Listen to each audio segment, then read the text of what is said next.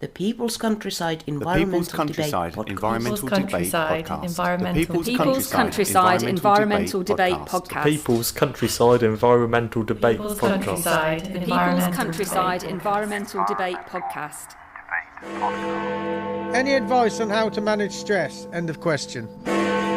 Is gardening a cure or just a help, or both? This is the People's Countryside Environmental Debate Podcast with William Manclow and with Stuart, the Wild Man Mabbott. That was a bit confrontational, Stuart. Yeah, should we tone it down a little bit? Yeah. This is the People's Countryside Environmental Debate Podcast with William and with Stuart, the Wild Man Mabbott. That wasn't confrontational enough. Yeah, so we're going to go straight into this episode. If you want to know the full intro, have a listen to the episode previous. It's a good one. I've got two questions today from Yenifer and Debs. Yenifer is from Provincia de Panamá in Panama. And I'm going to read this question out. It's a hell of a long one, so sit tight, brace yourselves. The question is, any advice on how to manage stress? End of question. Don't be stressed. No, that's a very trite question, trite answer, William. Yeah. I mean, stress for me often comes from a lot of thinking, a lot of thoughts that are flying through your head at once, and you're trying to answer as many questions as possible. And you've got so much information flying around in your head, you're thinking about too much at once. My go-to is to build up a habit of meditation. I've been doing some meditative practices for around about 6 months on pretty much a daily basis, and it takes maybe 7 or 8 or 9 or 10 minutes of guided meditation a day for me, and that helps me order my thoughts, helps me disengage from those thoughts, and it generally, even in more stressful situations, as stress ramps up, I can remain calmer in those situations. That would be my advice. There's so many ways to approach this. Another way is don't get hyped up by absorbing other people's experience, other people's stress. How you manage other people's stress is you all you can do is manage your own reaction to it. I would so that comes back to the self again, and it's sort of like you manage stress. You don't try and get rid of it, but you manage it through managing your reaction to what's happening. Yes. I remember another explicit episode here, but somebody said to me, and I'm not going to say it verbatim because I can't remember, but it was along the lines of they were talking about Putin, and they were saying, oh, well, I've always lived a good life and think bad things happen to me, but look at Putin. She said, if I can get anywhere near him, I'd stick a red hot poker right up his dicky, she said. And I thought, well, that sounds like a bit of an overreaction. And I said, well, Putin, because if you believe in karma, Putin's got his own karma coming, or if you don't believe in karma, that's his own life, you know. I'm not saying we let him get on with it, but that's him. All you can do is choose how you react to him. And I said, you've expressed that, now what? You know, so, well, there'll never be peace in the world with Putin here. Well, there will never be peace in the world where you want to stick a red hot poker up his dick, you know? Exactly, yeah. Yeah, I was just thinking of the... Sorry about that, people. Well, you're not really, are you, Stuart? No, not really. But the reaction, so talking about reaction to your own stress and other people's stress, it just reminds me of the talk we went to, the Brahma Kumari talk we went to in the Lowry a few years ago now, Stuart, if you remember. Yeah. And it was this... I cannot remember the person who was doing the talk. I can't remember their name. Shivani. It probably was Shivani, right? And they gave this story of that Shivani would invite somebody up onto the stage, and as they were coming up on the stage, they tripped and fell on the stairs. Now, often our reaction to that is to say, it's a little bit like when somebody bangs their head, "Oh, mind your head." You say that straight away, and it's like a reaction. Where actually, what you need to do is to make sure that they're okay. Go, say, "Are you okay?" Help them up the stairs, make sure they haven't hurt themselves, and do all of that stuff, and then go into the whole thing of like, well, just be careful next time you walk up the stairs. You don't rush, because the stress response then is that you've seen somebody in a stressful situation, like you say, managing somebody else's stress. For me, is similar to that. It's how you engage with that stress. And how you engage with your own stress as well. It's about managing that, isn't it? Yeah, another way of managing it is it comes down to you. You know, someone or something else cannot truly manage it. That can be a component part, but you have to take action yourself. Yeah, there's always you always have control of some kind. You probably feel you don't. Well, a purist, just drawing the curtain a minute because the sun is in William's eyes. A purist would say, if you're stood in what's the word I'm looking for? You're stood in front of a wall with 4 men with guns pointing at you, about to shoot you. What's that called? Firing squad. Firing squad. But what? You're being executed. Some people would say, a purist would say, if you really mastered the art of the mind, you would say, I'm not going to wish these people any harm. They're acting out their role. My job is to experience this as calmly as I can because, you know, it's not going to last forever. You know, so, no, that sounds very drastic. The Dalai Lama would say something like that. While someone's gouging my eyes out, I'm wishing them peace and just going on my way. It all starts with the self. I'm not saying that's the way to go, but it does start with the self and it ends with the self. So how do you manage stress? The self. So how do you manage stress, bringing this back to the environment? Well, it's a stressful thing. So you have to look at it almost in black and white and just say, okay, this is what's going on. You go through the emotional reaction side of it, but you've got to come through it and then methodically deal with it. Yes. You know, so managing stress, go through the process, come through the other side and then do something productive. Yeah. Not easy, but ask for our advice. Anything else? Yeah, I'll just go back to the whole thing of, I think that it's a daily discipline. Yeah. Moment by moment discipline as well. Yeah. Like I said, I'll go back to what I said right at the start, and that was, you know, practicing at least a daily form of meditation for me has helped me. But it's not what happens within the meditation. I don't kind of think to myself, right, I'm going to be in a stressful situation now, I'm not going to go meditate. Is the meditation gives you, it's a bit like going, I would analogize it going to the gym. So you go and you want to build up muscle strength in your arms or your legs, and you go and concentrate on those things, and you do it disciplined on a regular basis.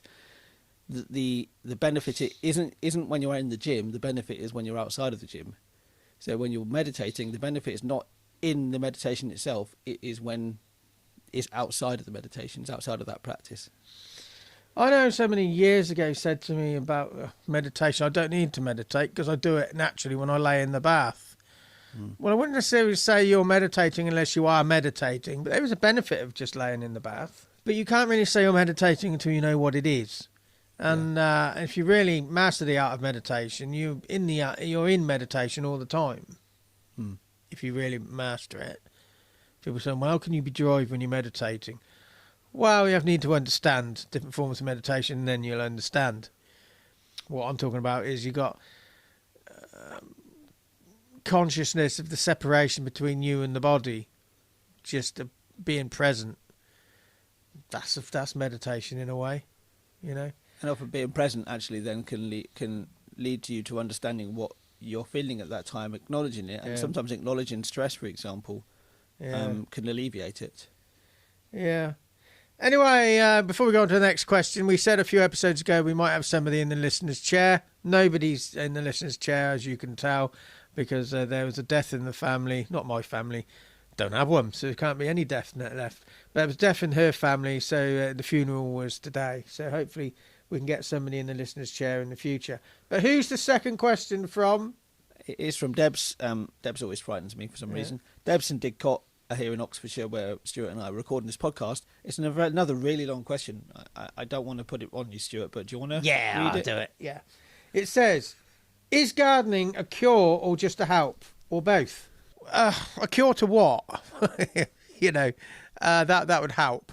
I don't think gardening is necessarily cures anything, but it can help a range of things. Like you're out in the fresh air, you're using lots of different joints.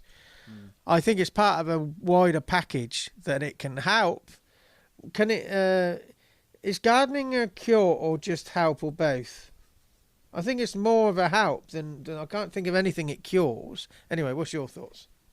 I wonder what Debs means by the idea of a cure. I mean, we can only kind of guess it. I wonder if is Debs thinking about, like, is it a cure for, like, the climate crisis we're facing? Maybe it's not such a grandiose thing. Well, again, there's no cure for that. There's it's a mosaic of different activities. And exactly. Does it cure lung ill health in the lung?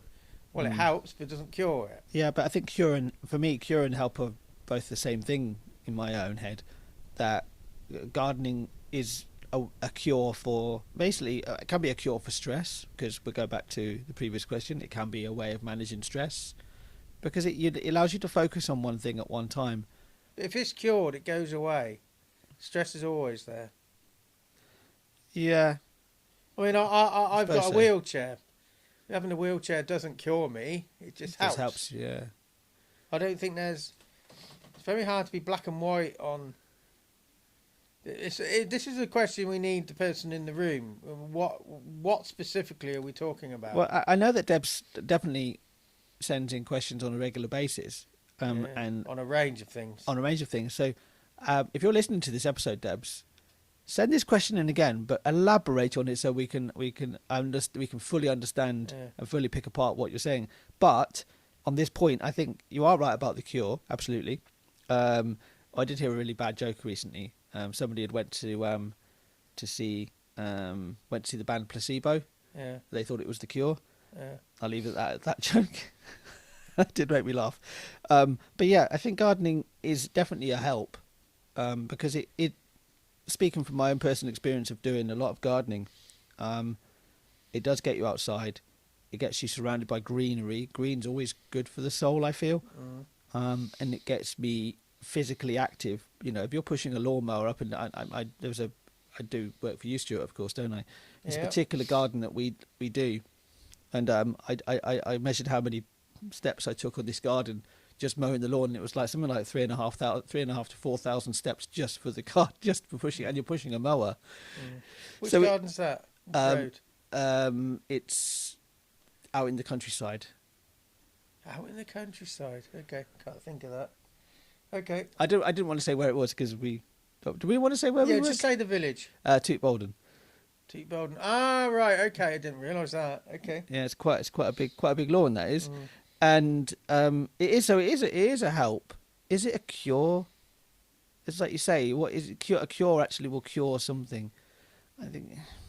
Yeah. It could help you cure yourself from. It could be a part of a package of other things. Yeah. So that, medication will help you to a certain degree, but actually that medication might cure you, but what might help push on that cure, like if you had like a cold, change the habit. Yeah. Yeah. If you had a cold, or you had if you were just unwell, mental health issues especially. I don't think it'll ever cure you of that, because I think we always live with mental health issues. But I'm not an expert with this, but yeah.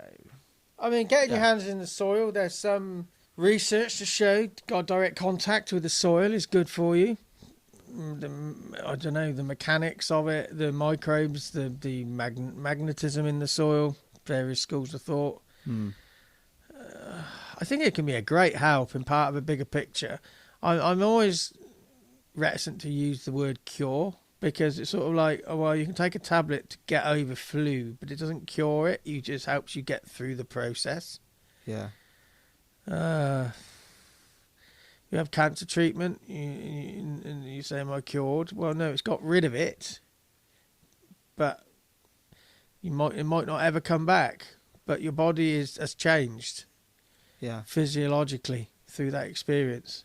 Yeah. So I'm reluctant to say anything cures, but I do think it's a very good activity, but to get people out. But if you're already out, and you don't necessarily need to do it unless you want to. I know I had a place up in Manchester, and the bloke next door concreted everything and just used his garden to cover himself in the summer with crisp and dry and burn himself, like Peter Kay's dad. Burn! Anyway. And and we were just growing a few things in the garden. We just had this tomato plant, and it probably produced 3 tomatoes in the course of the summer, and that was it. And he said, "Why do you bother? It's just go down the shop." I said, "Well, it's just the benefits of going out there, and not just, if you want, you're going out there and laying on your sunbed." And I said, "Well, what's going on in your mind?" He was, "Well, I'm thinking about work. When I'm looking at a tomato plant, I'm not thinking about anything apart from that tomato plant." Yeah. And if I do think about anything else, I bring my attention back to the tomato plant. Yeah. When I'm pruning a plant, my thought is on how do I need to prune this plant to help it best thrive. You're in the moment. Exactly. Yeah. It goes back to the whole meditative thing. Yeah. So, any actions? Have a go at gardening, even if it's guerrilla gardening in your local area. What was his name? The Nature Ninja in Canada. He used to grow seedlings and then go and plant them in public spaces. And by the time the corporation or the council found out, it was turned into a big tree. So, to a bit of guerrilla gardening or a bit of gardening for yourself, or if an older person, a vulnerable person in the street, go ask if you can use their garden, and it gives them a bit of company, keeps their garden tidy, and it gives you somewhere to be in a green space. I don't know. All helps the environment. Yeah, and if you live in a flat like I do, there's always space to do some gardening within your own flat, and with pot plants and pick plants that you can actually you can maintain. We always go for succulents and spider plants. So, coming towards the end of this episode, the next 2 episodes. The next episode, you've got Brenda from Northumberland, England, and Paula from Norfolk, England. They've got a question. Both on the east side of the UK. And then you've got 2 questions from Scotland. T-Sag from Moffat in Scotland, and Bryce from Crieff in Scotland. I have to look up where they are. I think they're both south of Glasgow, but north of Carlisle. That's quite a big geographical area, that. That's a very big geographical area. I do not recognise either of those names, unfortunately, myself.